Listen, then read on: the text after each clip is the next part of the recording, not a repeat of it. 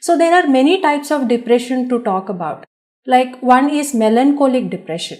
So there are two very important symptoms which will demarcate melancholic depression from the other types of depressions.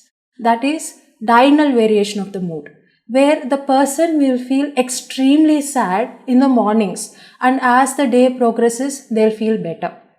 And the second thing is terminal insomnia. That means the patient will sleep well to start with, but they get up in the middle of the night, maybe 2 or 3 a.m., and then they will not be able to fall asleep. So these two symptoms demarcate melancholic depression from other depressions. The other type is psychotic depression. To know about psychosis, we should know about hallucinations and delusions. Hallucinations means hearing unusual voices which are untrue, which are false. Nobody else can hear, but the patient only can hear those voices. And sometimes these voices are derogatory, threatening, and they can hear multiple people talking or one single person talking to them, sometimes commanding also.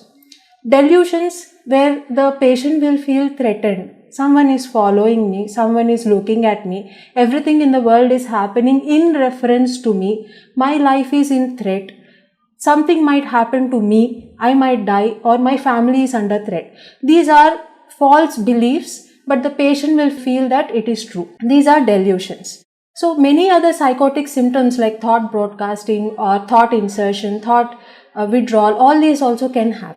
So when depressive symptoms are clubbed with psychotic symptoms, it becomes psychotic depression. And the third variety is postpartum depression, which is most importantly we need to discuss right now.